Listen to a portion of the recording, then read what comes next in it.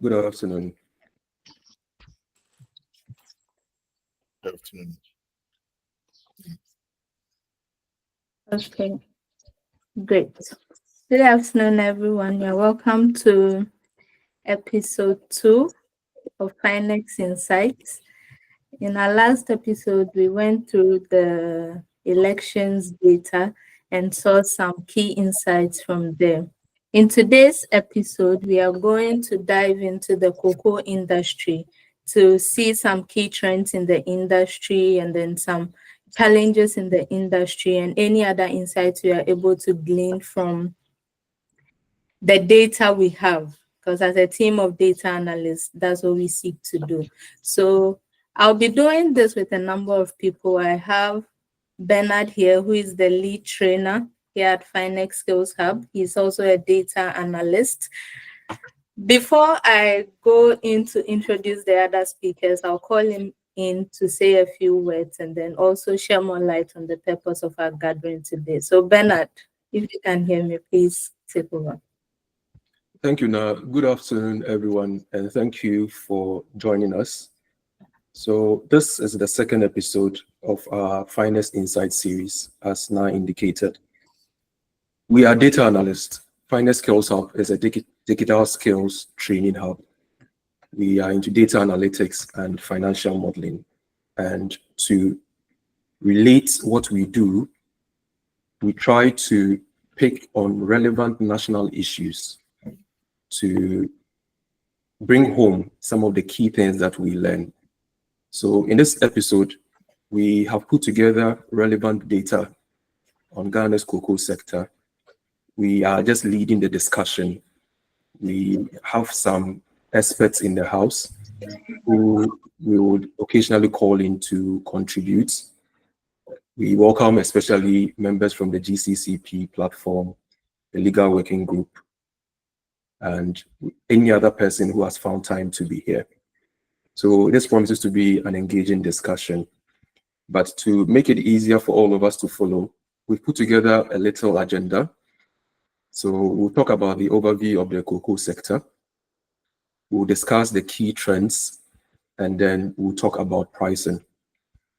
Then we also have a discussion on the EUDR. So this is an abbreviation for now. I'm sure most of you know what it is. We'll go into it and how it is likely to affect the numbers that we have, if it's going to affect it at all.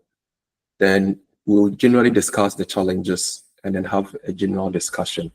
We hope to round this up in 1 hour. Now, to set the stage for our discussion, when we were researching, we came across some key insights that we believe we can share so that it sets the stage for all the discussions that we are going to have. Now, these are some of the key insights that we've identified.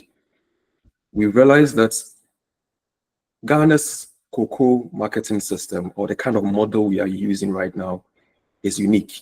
In fact, it doesn't exist in the world. Ghana is the only country that has not abolished its cocoa marketing board, right? The cocoa marketing board concept is something that we inherited, right, pre-independence. So it is still in place. We still have the cocoa marketing board, and we've maintained that state monopoly on the sale of cocoa beans. This is critical. Cocoa board has played a very vital role in making sure farmers get the right input and all that. But we also discuss ways that cocoa board has also supported and the challenges that has arisen out of this model that has been in place for years now. Now, the second issue or the second insight that we got from a cocoa board strategy document is Ghana accounts for about 20% to 25% in some resources of global production. And much of the cocoa is produced by between 700,000 and 800,000 smallholder farmers. And the farm sizes are very small farms, right? Again, this is something that we are going to discuss in detail, right? The fact that we are not able to consolidate a lot of these small farms for greater impact. So one of the things that we gleaned that's going to be part of our discussion are the small farm sizes right? And the fact that about 800,000 Ghanaians contribute to the cocoa that we take and export for revenue. This is quite an obvious picture. The fact that in the last 13 years, Ghana's cocoa production is at its lowest. Why it has happened, we'll get into that. Okay, so we are going to discuss why this trend is hitting bottom at this point, especially in the 2023-2024 season. We hope this changes, but this is the insight that we are getting for point number 3. Now, it also would interest you to know that Ghana uses a forward selling system for cocoa, right? So our contracts, about 50 to 70% of predicted harvest are sold in advance to international buyers. So sometimes if the prices go up, we are not able to take advantage immediately, right? So again, the advantage here is that this system helps secure loans from international markets, but it limits flexibility in price negotiations during rising market conditions. We'll get into that. And then the final insight is that about 80% of the price received by Ghana's cocoa marketing price, CMC, is derived from the terminal market price set in London. Aside this, there are other components, right? So we'll discuss the living income differential, which is currently about $400. People have raised issues with the model, whether it is beneficial or not. We'll break it down and help you understand what the living income differential is all about. So these are the key insights that we want to discuss. I'm not going to do this alone. We have a solid team of data analysts and financial modelers who are going to support us to discuss this in detail. So at this point, I'll hand over to Na to lead the discussion. Thank you, Bernard. That was a very insightful introduction. So I hope this has gingered your interests, and let's move into our actual presentation for the day. We have a lot in store for you. So we'll start with the key trends, and our facilitator or speaker for this one is a software developer with a background in finance, data science, and technology driven problem solving. With experience spanning multiple industries, she has worked on impactful projects in financial services, data analytics, and business intelligence. She previously led the development of a web application for a cocoa buying company in Ghana, streamlining operational tracking across 22 farming districts and 400 plus purchasing agents. This experience gave her deep insight into the challenges and opportunities within Ghana's cocoa supply chain, from procurement inefficiencies to financing bottlenecks. Passionate about leveraging technology for economic transformation, she is dedicated to building systems that improve operational efficiency and transparency in key industries like agriculture and finance. She enjoys sharing knowledge, hence why she's here with us today, training professionals and working on innovative solutions that drive meaningful change. So to help us dive into the key trends in the cocoa industry, I would invite Priscilla. Priscilla, if you are game, please walk us through this. Hello, everyone. Thank you, Na, for the introduction. And everyone, welcome. Yes, so as my colleague Na has mentioned, I'm going to talk about some key trends in the cocoa industry. Most particularly, I'm going to focus on cocoa production. So how has Ghana done in terms of cocoa production globally compared to our neighbors in other parts of Africa like Ivory Coast, and then currently the level of cocoa production that we are having in Ghana, what's causing that and all that. So yes, let's dive into it. So I think everyone knows that historically cocoa has been Ghana's thing. The Ghanaian economy has depended on cocoa for decades, if I can say. And within that, this kind of dominance has mostly been sustained by small-scale farmers. And like Ben mentioned in his introduction, we have about 800,000 farmers, smallholder farmers, basically holding Ghana's cocoa economy in their hands. Unfortunately for us, in recent times, we have kind of lost that mantle to our neighbor Ivory Coast. And I'm mostly going to focus on why that has happened and some challenges that we are facing. So from this map, you can see here that Africa contributes to 73% of global cocoa production, which is very, very impressive. Then you look at the numbers, and you have Ivory Coast producing about 2 million. Yeah, this is in thousands of tons. So you have Ivory Coast producing about 2 million tons of cocoa. And then you have Ghana with a mere 680,000. So that shows the depth of decline that we have had so far as a cocoa producer within the African continent. You have countries like Cameroon and Nigeria coming up, and even in the Americas, you have Brazil and Ecuador. So really, what is happening? We are going to look at the cocoa trend historically, and then just go into the numbers of what is happening, even within year-on-year basis. You can see from here, starting from 2010, 2011, we produced about 1,020,000 tons of cocoa. Then we go a whole decade until 2020, 2021, before we could match up to that. And even then, we were able to produce just about 10,000 more tons than we did in a decade ago. So you can see that we just have not been able to sustain production. When I saw this chart before doing my research for the call for this talk, a lot of questions on my mind were what is happening? What happened in 2010? What happened in 2020? Why were we able to make these huge spikes in those years? 2020 was the highest ever cocoa production that we have ever had. Why were we able to achieve that? What did we do so specially that we couldn't do other years? And why have we not been able to sustain? You look at this huge increase in production in 2020, and then just 3 years later, 2023, 2024, we are estimated that our estimate is around 430,000 tons, which is not even half of what we did in 2020. And according to the data we have, this is the worst ever that we have done in about 2 decades. So this is very brutal.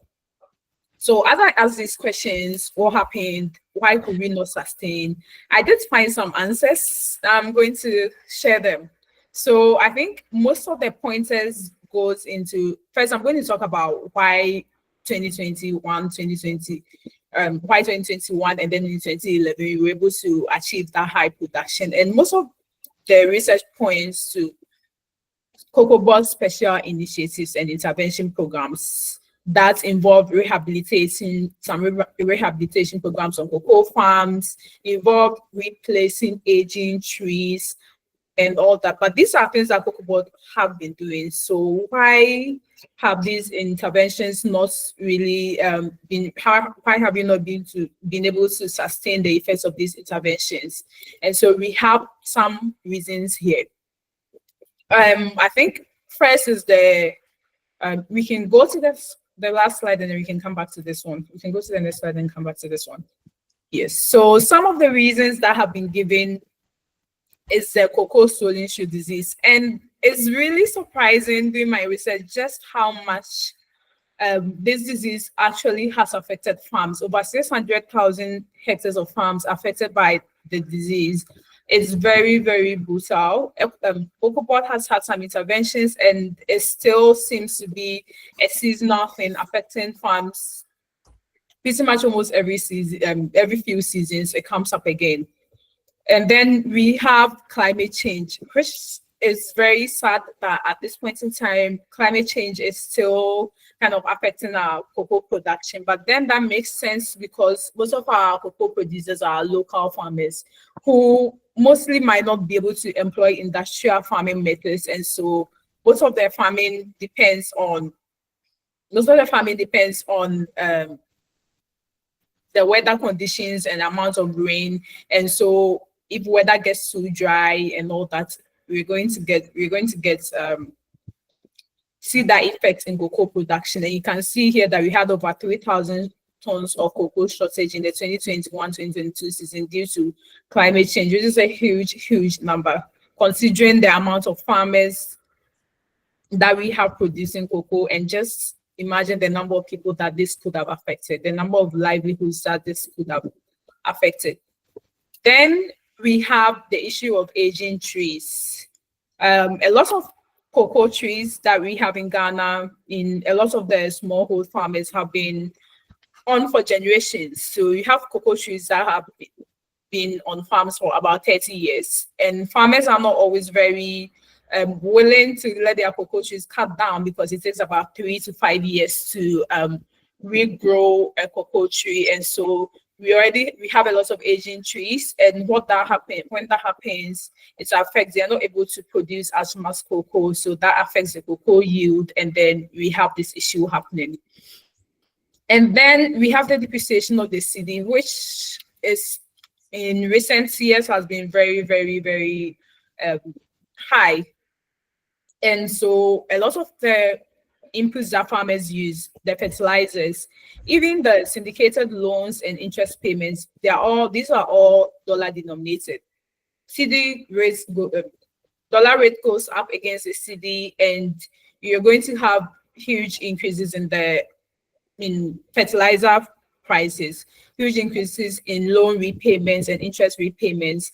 But then on the other hand, the amount of money that the farmers are getting for selling their cocoa are not really increasing as much to match this increase in costs. So it just makes cocoa farming very less and less lucrative for these farmers. But then apart from all these issues, which I'm sure a lot of you might have heard of, I think the major thing that has happened in recent years, and that probably could explain that huge decline in cocoa production in the 2023-2024 season, is the effects of galamsey, which probably got worse in this recent season. So we have over 20,000 hectares of land that has been affected by galamsey. And it's not just that, this is going to be a lasting effect, because for a lot of illegal mining operations, we use harmful chemicals like mercury and cyanide. They use mercury and cyanide to operate. And these substances get into the soil and have lasting effects on soil quality. They do not get out of the soil quickly, which means that if you have a cocoa land that gets lost to illegal mining, that land is lost forever. And that goes with the livelihoods of a lot of cocoa farmers. Then the other thing is syndicated loans. So we can go back to the previous chart where we had the syndicated loans. So historically, Cocoa Board has depended on syndicated loans for financing these cocoa farmers. So at the beginning of the season, they would get the loans. These loans would be dispersed to the farmers. Farmers use these loans to produce cocoa, and then get sold, and then it gets repaid. Then we have the 2023-2024 season where we have no data or where we have no syndicated loans. So a lot of the issue got to do with the fact that previously repayments have not been good enough, and so we've not been very attractive to foreign investors who would give these loans. And so Cocoa Board just had to make the hard decision in the previous season to self-finance. And yes, on one hand, that helped because they were able to save some approximate $150,000 or $1 million in interest repayments, $250 million in interest repayments, which is good. But then on the other hand, because Cocoa Board was self-financing, we had a lot of issues. They became financially constrained. And what that means is that it led to delays in payments to farmers. So farmers would sell their cocoa to Cocoa Board, who will sell it to the international buyers, but then Cocoa Board is not able to repay farmers for the cocoas that were sold, which also ended up affecting their production also, because they were selling cocoa without getting money back into their farms. And then that led to the issue of smuggling, which per our research has actually increased about 3 times in last season. So in previous seasons, approximately 5% to 10% of cocoa production were lost to smuggling. But last season, according to data from Reuters and IMF, Ghana lost about 160,000 tons of cocoa to smuggling alone. And that has been unprecedented. And mostly, a lot of this is being attributed to the fact that payments to cocoa farmers have delayed from cocoa board sites have delayed, and so some farmers just have no other option than to smuggling to neighboring countries like Ivory Coast, Togo, and apparently as far as Mali, where they are sure that they can be offered payments back immediately after selling their produce. And so these are the issues that we have had so far. And the thing here is that these issues are not irreversible. But before that, I want to talk I want to just highlight this reduced production in cocoa and compare it to other commodities like oil and gold. So you can see here that starting from 2015, gold, cocoa, oil, which are Ghana's major exports, were pretty much around the same area, around the same data points. You were exporting and getting pretty much the same export revenues. And then you look at it, and almost a decade later, cocoa is pretty much declining. You have gold exports shooting up, and even oil exports going up a bit. So you might cross your mind that, well, at the macroeconomic level, it might not be so bad, because even if we are losing out on cocoa exports, we are gaining that from gold and oil. But then I want to make a major point about why this could be bad for the average Ghanaian. Cocoa production, as we have highlighted, is in the hands of over 800,000 local farmers. These are the average Ghanaian families who depend on this to raise generations of Ghanaians that have gone through life in Ghana due to cocoa farming. And then for oil and gas, these are mostly controlled by huge corporations who are mostly even international. And so a lot of the money here that you see from exports are probably going to be repatriated. But then with cocoa, this revenue from exports is, in the ideal sense, going to be spread among these local farmers. And so this, rather like focusing on cocoa or increasing cocoa exports, actually help the average Ghanaian more. And in the end, it's better for the economy since it's at a very microeconomic level of improvement. So the points I want to make, I think I've gone over time, but the points I want to make is that although we have these issues, and lots of us know these are not very irreversible issues. I think these are things that we can work through with Cocoa Board coming on board, and maybe government making more interventions towards making sure that small-scale farmers are given the best support that we need, and that we make sure that we sustain our interventions across board. And hopefully we could probably salvage this and bring cocoa back to the hands of cocoa farmers, and hopefully we see more cocoa crutches as we used to see in the past decades in Ghana. Thank you. Thank you, Priscilla. That was very insightful on the production trends of cocoa. Right, but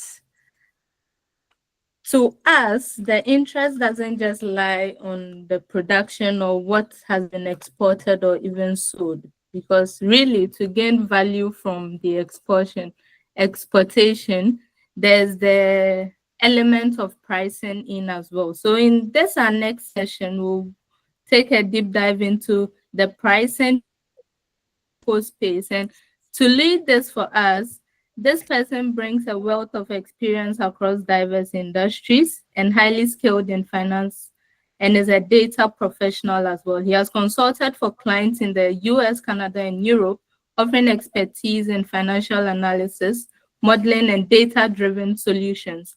His career highlights include serving as an investment analyst within Jaro, a private equity firm operating in Accra and Abidjan, and leading data and traceability team for Tony's Open Chain in West Africa, where he spearheaded innovative solutions for sustainable cocoa supply chains, which makes him more than qualified to speak to the issue of pricing. So let's help me welcome Dee. Dee, if you're game, please walk us through the pricing trends in the cocoa space. All right, thank you, Na. Good afternoon, everyone. Happy to have you here. Now confirm if you can hear me.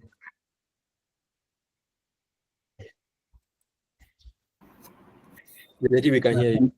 Yeah, confirm. Yes, Dee, we All can. right, sounds good. Please go ahead. All right, so I'm going to thanks for the introduction. Now, I am what Bernard and Priscilla spoke about. The pricing of cocoa is quite strategic. So, like Bernard said, we have a quite interesting system that we run in Ghana. Cocoa Board is the mandated agency by law to set prices in Ghana for cocoa. But they do this in conjunction with CCC in Cote d'Ivoire. CCC is the Café Conseil Cacao, is the equivalent of Cocoa Board in Cote d'Ivoire. And they do this for different reasons. As you saw in the first slide, over 60% of the world cocoa comes from Ghana and Cote d'Ivoire. And so if there's a significant difference in prices, there is a danger of people smuggling cocoa to either Cote d'Ivoire or Ghana to sell, where the price is much better. And so that is why Cocoa Board and CC set the cocoa prices together. But of course, in doing this, there is an approach. There are different things that they take into account. And as you can see on the screen, of course, they take into account things like the international cocoa prices on the global market.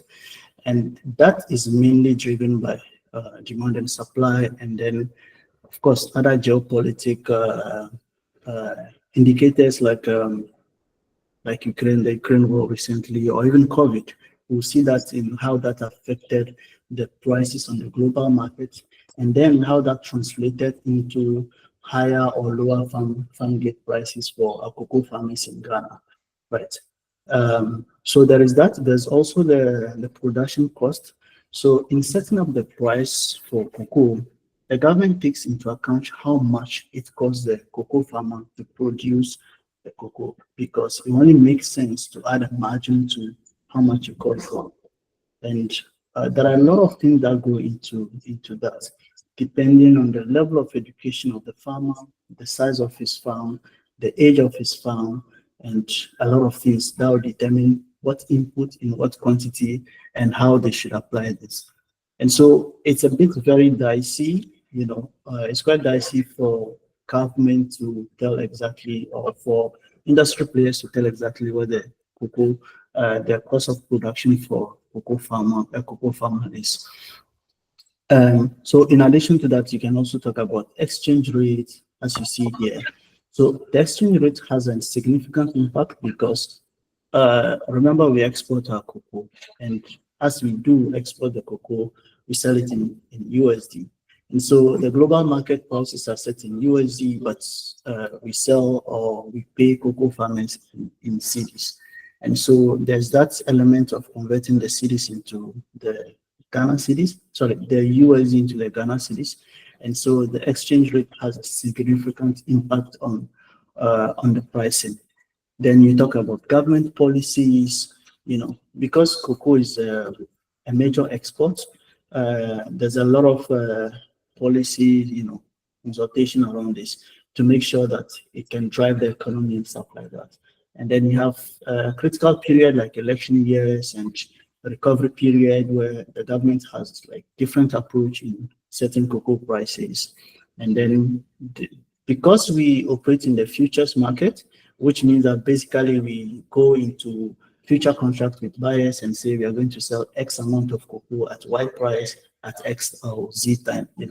Because we do that, it's important to have a sort of stabilization mechanism so that when the prices fluctuate much, like say what happened last year where we saw record high prices in the cocoa global market, our farmers are not significantly affected by that, So the government takes into account all of these things that I mentioned.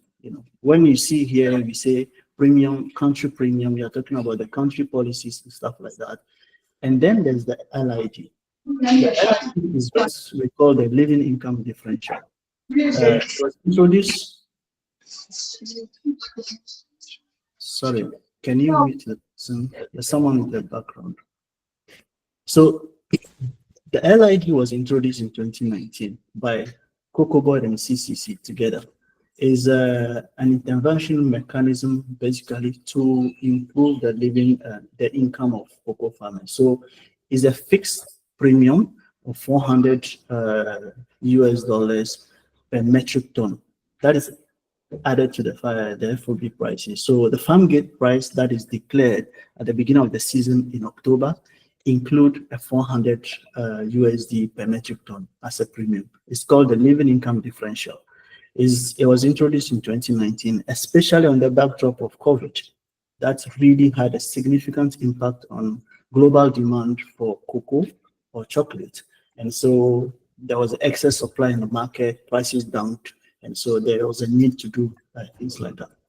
But as consumers became very much more aware of ethical sourcing of cocoa and exploitation within the cocoa industry and all that, there was pressure on stakeholders to pay what they call a living income to cocoa farmers. And so the living income is the price, the floor or the minimum price that when paid to cocoa farmers, they can have a decent living. And so Fairtrade International does a model called the LIP, the Living Income Reference Price. So it's a price that's calculated basically by Fairtrade International. And then the difference between the living income differential and then the living income reference point is that the LID is mandatory. It's paid by every actor within the cocoa space. So as long as you buy cocoa, you pay an extra $400 per metric ton.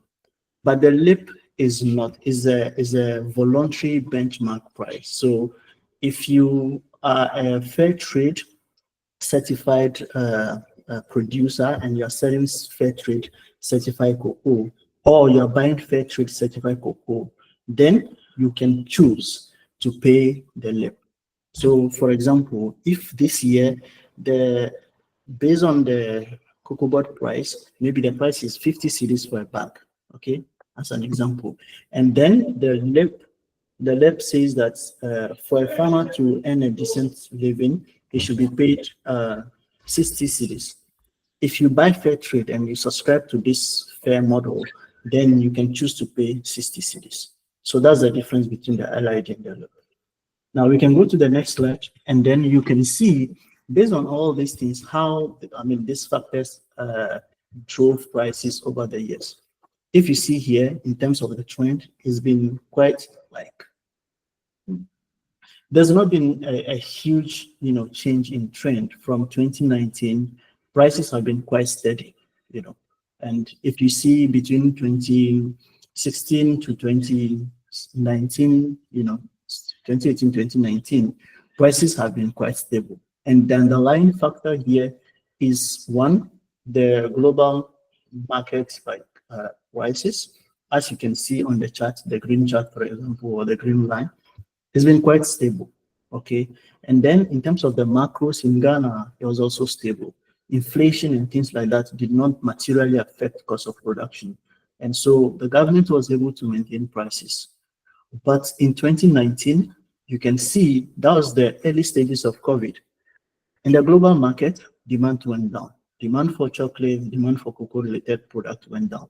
And so there was excess supply, the prices in the global market generally went down, But because the LID was introduced, it helped to sort of cushion that dip in prices, And then in 2020, we had a recovery period. So in 2020, what happened was that, because of COVID, ports were closed, there was disruption in supply chains and all that. And so it affected the supply chain. And so prices started recovering, going up again. And so you can see we moved from 8,000 to about 10,000, and then we were a bit stable then because government really tried to stabilize the prices at the backdrop of COVID. Okay, then we had the Ukraine war that came in. It had a massive impact on prices because it led to huge inflation, right? Cost of input went high, fertilizer, fuel prices went high, inputs like input that farmers use just went high. And so the effect is that farmers, because like Bernard said, we have a lot of smallholder farmers who are not so well educated. Farmers didn't have money to invest a lot in this input, and so the yield went down, production went down, and global market prices shot up. There was a gap in the market, and so prices went up. And then finally, we had the latter year, which is 2024. As most of you who were in Ghana can attest, we saw prices literally double, And so farmers were struggling with input, cost of production went high. And then we had the combined effect of climatic weather conditions. It didn't rain properly and all that. So yields went down, productivity went down. And so the prices shot up.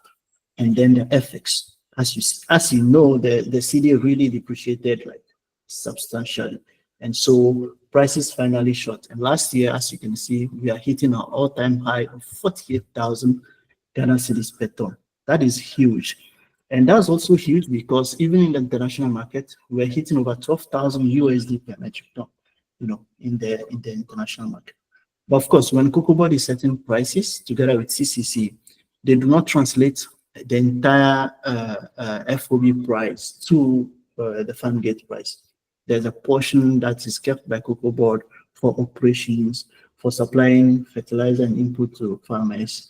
And so if I have to summarize, I'll tell you that in the early stages, as you see here, prices were quite stable, but the main drivers for the disruption, as you see here, were mainly global market prices driven by the Ukraine war, the COVID, and then the depreciation of the cedi against the dollar.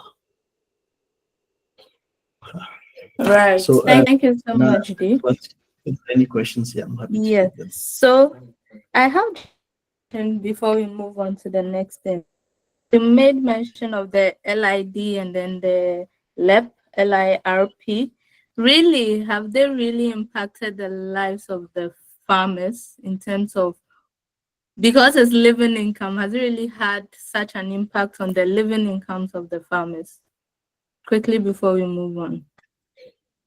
Well, that's a good question because, of course, to any policy, you have people who have their reservations and critics around it. The LID was criticized as well, some of the stakeholders had reservation on the LID, and so they were not willing to pay it. But because it's mandatory, what they did was to substitute some of the interventions by the LID. For example, if I'm a cocoa buyer, and then I work with, let's say, this group of people on this call as cocoa farmers, and then to boost their production and their yield, I had some intervention that I was paying, let's say, $50 per kilos, extra $50 to support them. Then, because I'm not paying the LID, I'll take part of the $50 to pay for the LID. And so there was a sort of netting effect. But when you talk about the LIP, there are a lot of questions around the LIP because it's quantitative, but there's a very qualitative part of it in measuring what is a decent living for a person, for a farmer, And so when you come up with a price and say, this is the price you have to pay a farmer for him to have what you call a decent living, given the limited amount of data that we have in Ghana and the way this can be very, very subjective, there are a lot of questions around it. And this year in January, for example, what Cocoa Board declared as LIP is about $2.68 per kg, which is below the farm gate price, which tells you that basically what Cocoa Board is paying the farmers is way more than what they need, to earn a living. And so these are some of the limitations, but I think it's a learning for people in the cocoa industry to see how we can optimize some of this model to ultimately impact and improve the life of our cocoa farmers. Right. Thank you so much, Lee. So that was D for pricing. We'll move on to our next panelist. So this person is an experienced professional in finance and accounting, project and logistics management, with extensive years of experience in the finance space, logistics, mining, and mineral haulage. Currently, he works with EcoCare Ghana, which is a rights-based campaign advocacy NGO focused on policy and forest and how that relates to development. Also do something in the agricultural space. So when Dee was presenting earlier, he made mention of the fact that the global space have become more sensitive to ethical sourcing of cocoa, as well as living conditions and things around those lines, right? So there's this new regulation, which our next speaker would throw more light on, which is likely to affect Ghana as a cocoa exporting country. So without wasting much time, I'll call on Osbert to walk us through the EUDR, tell us what that means and how it impacts us as a cocoa exporting country. So Osbert. Thank you, Nan. Good afternoon, everyone. Now, thank you so much for setting the tone, as it were, for us to discuss the EUDR. Now, can you hear me? Am I clear and loud enough? Yeah, very clear. Okay, thank you. So, I mean, we've spoken about production. We've spoken about the challenges of pricing, living income, and all that. And as you rightly said, in all this, EU also sort of has the market for cocoa. So if you look at the data, for instance, 90% of 62% of Ghana's cocoa is exported to the EU markets. And those who know the EU very well, they aside the commodity aspect of their operations, they're also passionate about the environment. They are passionate about the forest and the effects of the forest on the commodities that they allow on their markets. Okay, so in their own wisdom and the research that they've conducted, they came up with what we call EUDR. Now, what is EUDR? Is simply the European Union Deforestation Regulation. So the emphasis is on deforestation. Now, what does this regulation seeks to achieve? So in the let me set a bit of a background. So the EU in their own research, and as I said, in their own wisdom, okay, alludes to the fact that 90% of global deforestation is driven by expansion of agricultural land, okay, and this further also hinders sustainable development. It also contributes to climate change. There's also biodiversity loss, somewhere there, and also, there's also groundwater depletion, okay, and also desertification and soil erosion. I mean, these are some of the things that they have realized that when the forest is going as a result of expansion of agric land, okay, it could cost. So they thought it wise that they should sneak in a regulation that would sort of regulate how cocoa is sourced, okay, where it is sourced from, so that where you are getting your cocoa and its product should also not cause another havoc, which is deforestation. So basically, that is what the EUDR seeks to achieve.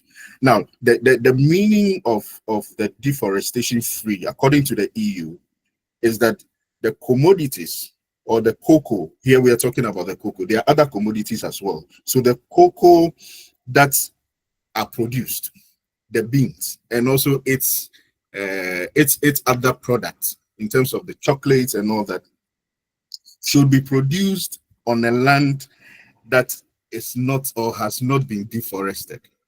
Okay, and they set a certain date that it should be after 31st December 2020. Okay, so when a company or an institution seeks to place its cocoa beans, its cocoa products on the EU market, EU is saying that that product should come from an area, a plot, a community where deforestation hasn't taken place. Okay, so that is what the regulation seeks to achieve. Now, secondly, quickly now, the EUDR also seeks to prohibit, okay, the issue of child labor. So they also sneak in the issue of child labor and child enforced labor, which I know, you know, that it's actually a heated topic in terms of what child labor is in Ghana and what the EU sees as child labor, you know, from where they are sitting. Okay, I mean, we can go into that maybe another time.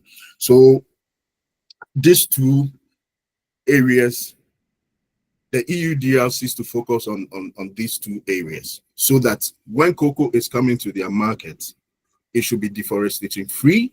It should come from a deforestation free zone. There should also not be signs, or there should also not be elements of the fact that children are forced to go to the farm to also produce these cocoa beans. So that is what they seek to regulate and to make institutions or companies comply. Okay, so moving forward now, I want to also quickly mention the EUD also comes with some three components which I quickly want to mention. So the regulation, the components are the first component is traceability. Okay, so EUDR is saying, or EU is saying, that when you are bringing the cocoa, we should be able to trace the cocoa to its source. Okay, so traceability. And by traceability, they are demanding that there should be data on geolocation information, okay, on from where the cocoa is sourced from. And also the cocoa should also be the activity in bringing out the cocoa, in generating the cocoa bean, should also be legal. Okay, it should not flout the human rights and economic policies of the company, or sorry, of the country where the cocoa bean is being sourced from. Okay, and it's also the third component is what they refer to as so I mentioned deforestation, I mentioned traceability, and the third component is the legality. Okay, so it should the land should not, the land system should not be violated. The environment and the human rights laws should also not be violated. Physical laws should also not be violated. Okay, so companies should look at these three components and comply with these three components when they are bringing their product or their cocoa to the EU market. Now, let me quickly talk also about the impact. Okay, so what happens if you are not compliant?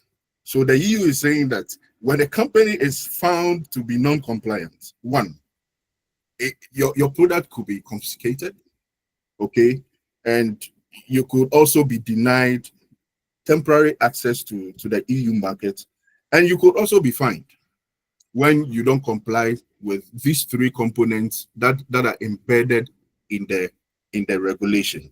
Okay, so it is very critical. Now the EU gave itself, I think, 4 years or so to bring out this regulation, and it was supposed to be implemented on the 31st December 2024. But for some reason best known to them, I think it has been postponed or so. But what the discussion we are having is that there's a regulation out there which could regulate the market, in the sense that cocoa, chocolates coming to the EU market has to be compliant with these three components, and non-compliance will result to what I have just mentioned: a fine. You could be denied access to the market. Your product could also be confiscated. Now, lastly, now I want to quickly talk about mention that there's a due diligence process that the EU or that the EUDR requires companies to go through. Now, what is this process? It's very simple. So the EU is saying, or the European Commission is saying that, it's the European Union, sorry, is saying that now, when companies bring their cocoa, or when they intend to bring the cocoa to the EU market, they have to check that there is non-compliance to the three components that I've mentioned is almost negligible, or perhaps even equal to zero. So if so they will really, you know, be strict on that. So when you present the documents covering your cocoa beans to the market, part of the requirement is that there should be a statement. Okay, there should be a compliance statement, a due diligence report. Okay, that shows traceability, gives the geolocation traceability, whether whether there's compliance with the legal environment or the legal processes in the company where the cocoa is sourced from, and whether child labor issues are also not there. So as part of you bringing your products to the market, you have to prove with this due diligence report that your cocoa is deforestation free. You can trace it to wherever the cocoa is sourced from, and also there are no issues of child labor, there are no issues of forced labor, and all that. So now basically this is what the EU is seeking to do, and seeking to regulate, you know, the cocoa sourcing space or the market space for cocoa. Right. Thank you so much, Osbeth. That was an insightful one, a summarized version, because we don't have much time to go deep into it. Yes. So if you just joined us, thank you, Osby. If you just joined us, we were just taking a deep dive into the cocoa industry. We've looked at trends in production, trends in pricing, and just ended was Osby who took us through the EUDR. So in this next section, what we want to do is have an open forum. We are coming to discuss some challenges facing the cocoa industry, and then give some recommendations to the stakeholders, right? We know the obvious challenges in terms of smuggling, swollen shoots, and then galamsey activities, but are there more challenges? In this next section, Diwenga will be leading us through this. So Di, please take us through challenges and recommendations you may have. All right, thank you. Now we don't have much time, so well, I would leave this session. I think it's important for us to look at the root causes. Like Priscilla spoke about swollen shoot disease, which is like a huge problem in the cocoa space. She spoke about smuggling, for example. How do we address some of these challenges?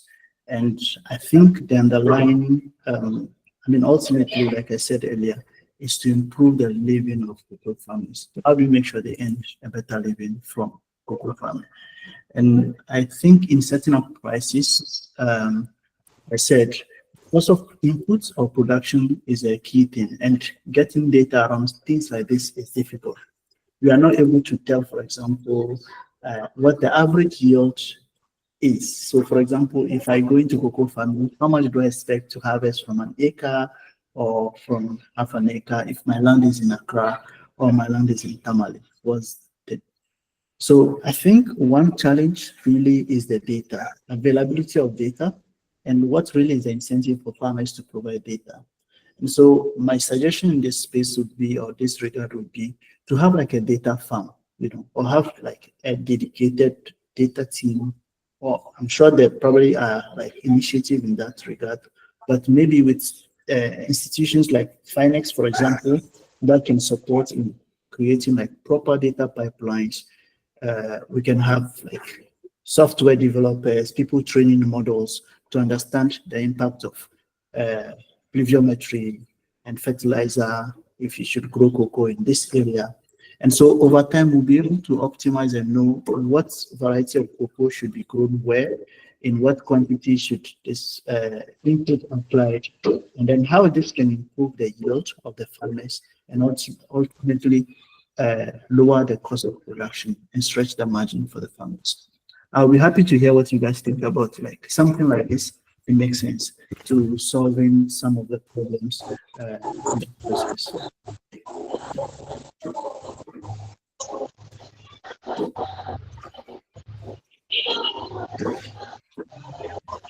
Hello, Letitia, please go ahead. Yeah, thank you very much for the insightful presentation. Concerning the smuggling of cocoa to the neighboring countries, I think it was stated that it was due to lack of payment or availability of funds from cocoa board to pay the farmers. I think that is not the sole reason. The main reason for smuggling the cocoa is the price differential. Ghana, the farm gate in Ghana, and if you compare it to the farm gate price of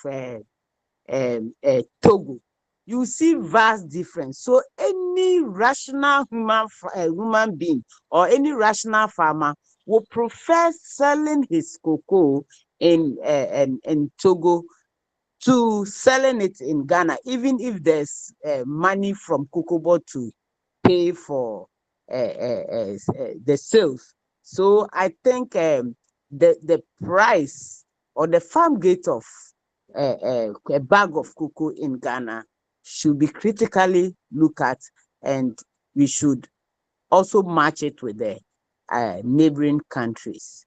Thank you.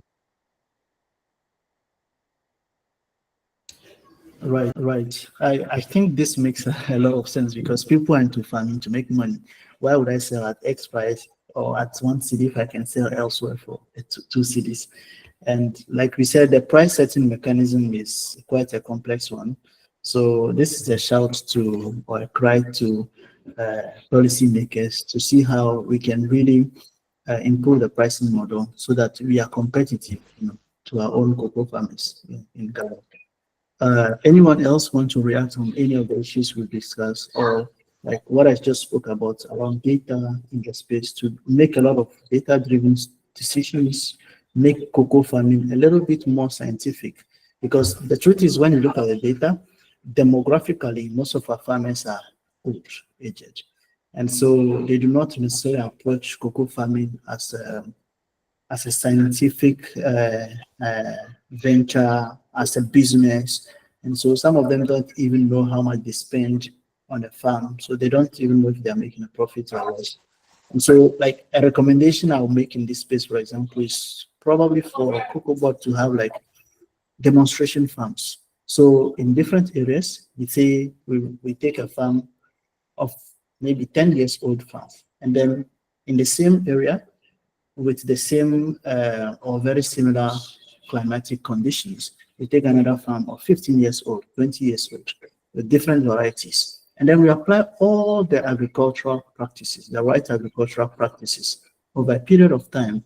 And then it will help us to say, okay, in this area, if you should have this variety of cocoa, and then you should do A, B, C, D at XYZ time, you can expect this kind of yield. And so it even helps us as a country to plan, to be able to forecast and know what to expect. I don't know what you guys think. I think Alex has his hand raised. I don't know if he's a reaction to what I'm saying or it's another point. Alex, I'm happy to hear you. I think I want to make a contribution towards data because data is quite relevant. The issue of traceability is a data function, and of course, it's spatial data. But not only that, I've had opportunity of sitting down with an Indian ambassador some time ago, and his question is, can we make agriculture all year round activity? Can we have a data on cocoa with trees and cocoa without trees? What we call the agric versus the Tetekwashi ones, you know. So it's a whole big issue, but the issue of data gets so big because data itself is not free, and to create a data you need a huge investment. So the reason why data becomes a challenge is also about government commitment to the whole sector, because it looks like I see we are just implementing something like a quick fix. Look at when the issue of traceability came, they started employing people to map cocoa farms and things like that, which is being done. But you see that various groups and buyers are collecting their own data. Cocoa Board is also collecting their own data. But we need a comprehensive database that can harbor all the data being collected in the country.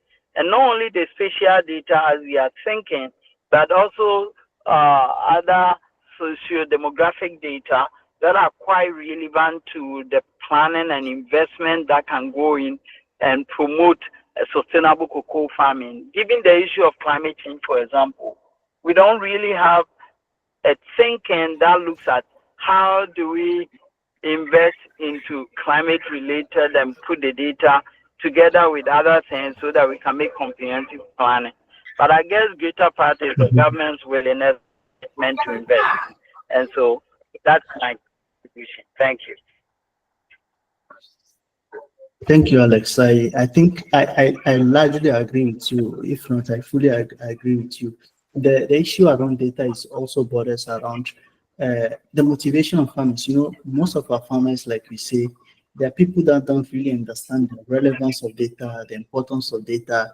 Why do I have to keep my own data? Why do I have to share the data with you? You know, there's a level of education, you know, that's required. And if you look really into the cocoa space, you see that most of our cocoa farmers are not bankable. And data is one of the reasons. Banks or lenders or investors don't have the data, you know, to de-risk their investment in cocoa farming. And so data farms, or if you go really invest big in data, I'm sure the ripple effect is huge. Augustine, I don't know what you think in this regard, or you have something else to say.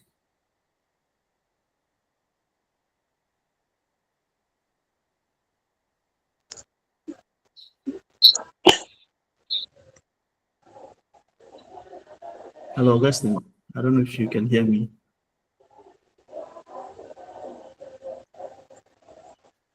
Okay. Whilst Augustine tries to... Augustine, can you hear me? Hello. Hi. Okay. My question was to Odbon, not you. So I don't know whether Odbon can come in for me to ask him the question, or I'll have to wait until Odbon is on for me to be able to ask him the question. Augustine, you can go ahead. We are all here. Okay. Odbon. Hello. Yes. Hi. We can hear you. Please go ahead. Okay. Odbon. Yes, sir. Okay. So thank you for your presentation, but I am curious to know of your opinion on the regulation in part of the EU.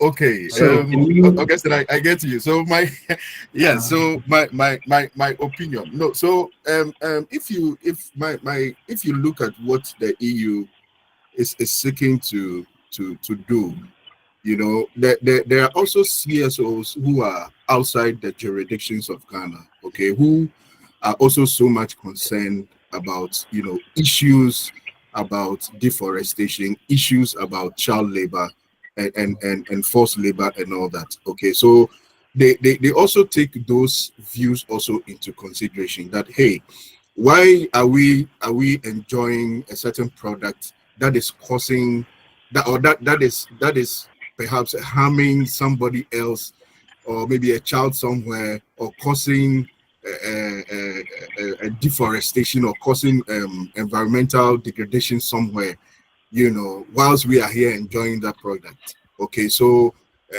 please, EU, can you ensure that whilst we are enjoying the product, can you also ensure that some of these effects or some of these problems are mitigated? I mean, to the barest minimum. Okay, so I think it has both sides. When you look at it, especially when it comes to child labor, for instance. I mean, we have our own definition. We have our own way of looking at what child labor is. EU also has its own opinion. Okay, but just as I said, I mean, we could go into that maybe some other time. But I think it's for, in my opinion, it's good that there should be a certain regulation. Okay, so that the cause and effect should perhaps be balanced to favor producing countries, and also those who are also buying the commodity as well. Okay, and the other thing is it's also more about also like conscience thing. Okay, so we are feeling bad that the cocoa or the products that we are enjoying is causing somebody's life, or causing harm to somebody else or somewhere. Yeah, Augustine, that is the little I can say, in my opinion. Okay, with the EU regulation. Okay. Yeah. Hello. Osborne, Yes, Augustine. please, don't you think Yes. that is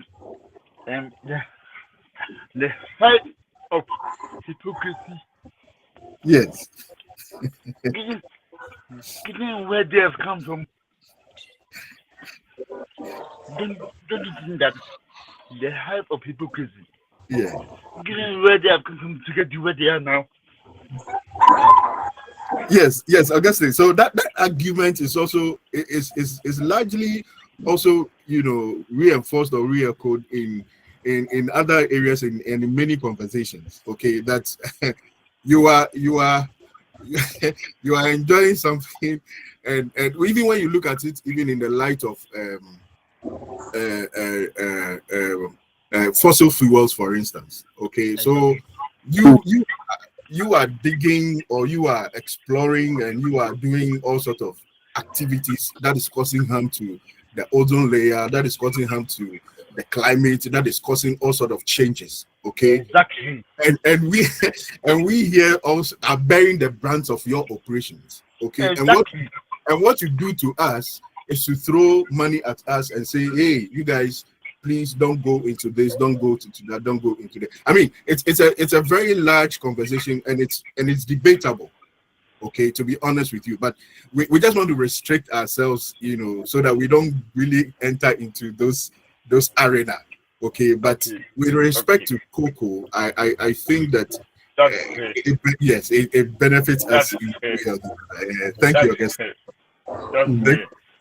Thank you very much. Thank you Thank very you, much. sir. Thank you. Thank you, sir. Yeah. Okay. Yeah. Hello. Letitia, Yeah. hi. Yes. With the EUDR, sometimes I listen to it, I study it, and it's like I don't know whether I should laugh or cry, because from time immemorial, with the exception of the few forest zones that we even it is settlers that we have cocoa growing, cocoa farming in those areas. We have our agricultural lands that we farm, and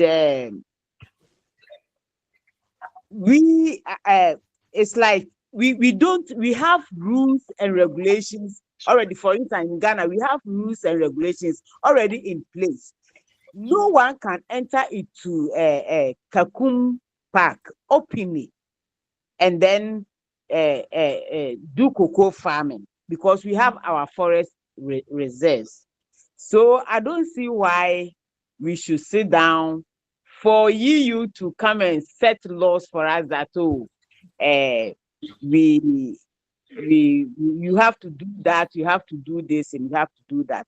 I think if there should be any law or any regulation, it should be regulated on the cars and those things that cause harm to the ozone layers and other things for climate change, even for us to bear.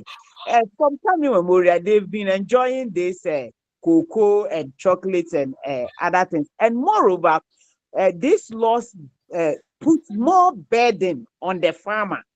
In fact, it put more burden on the farmer rather than the consumers or even the retailers.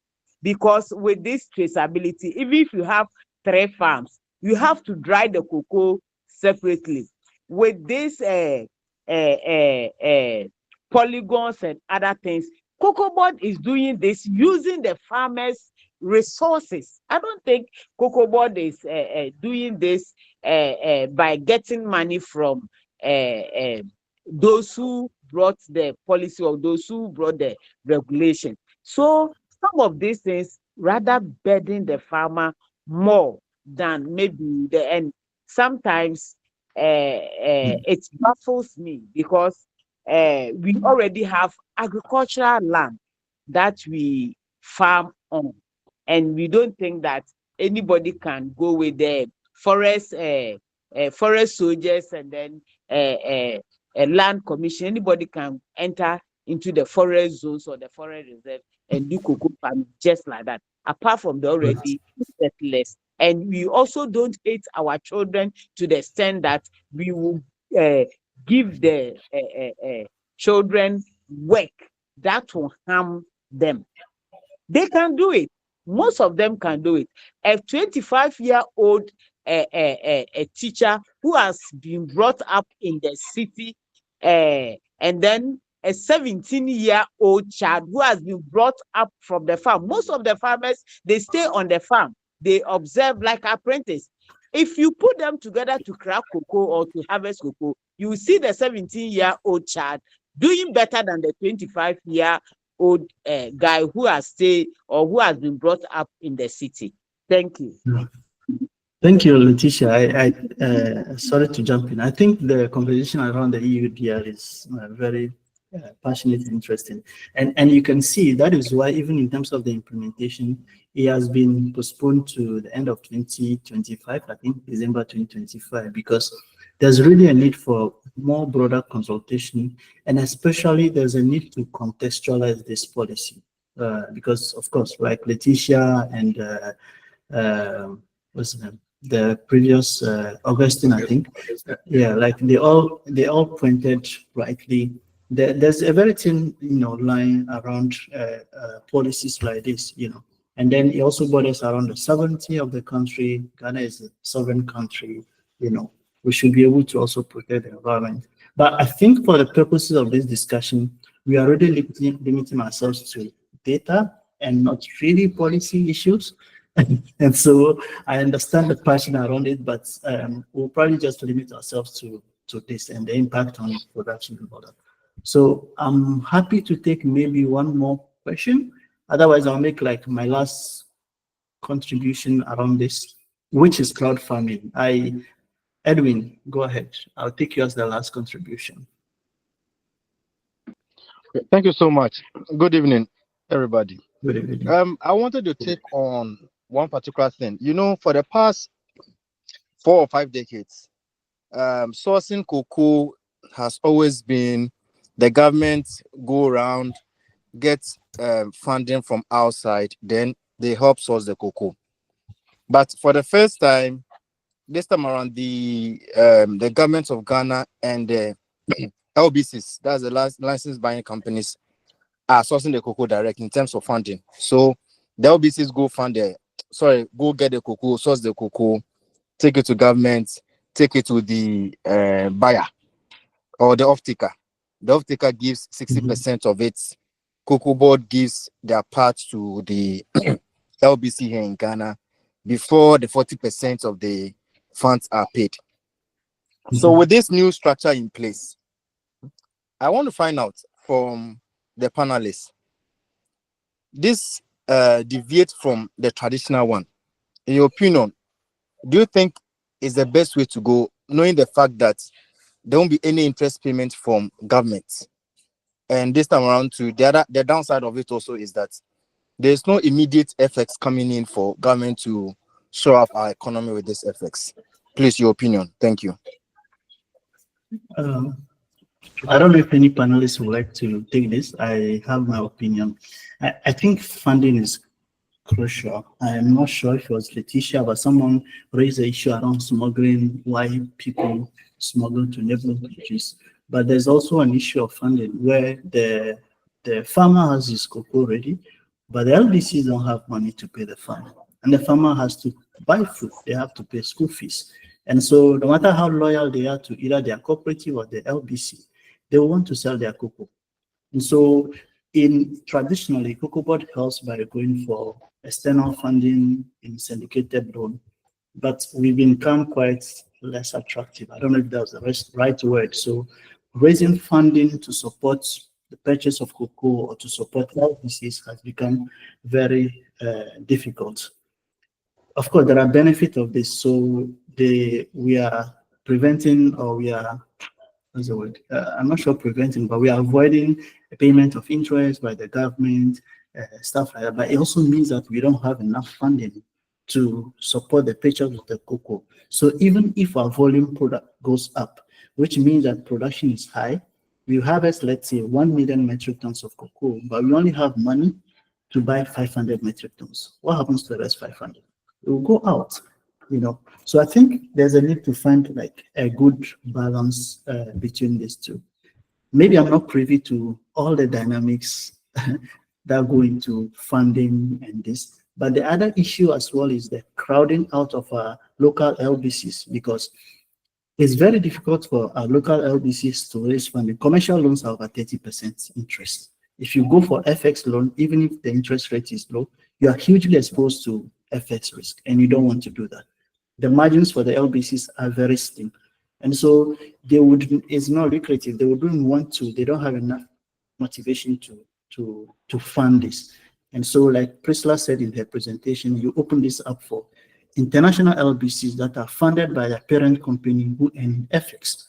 And so even the cocoa that we grow is bought by foreigners and then exported to foreigners, and they repatriate all the funding. So I think some of these issues, like I say, for the purposes of this discussion, they are beyond data-related things.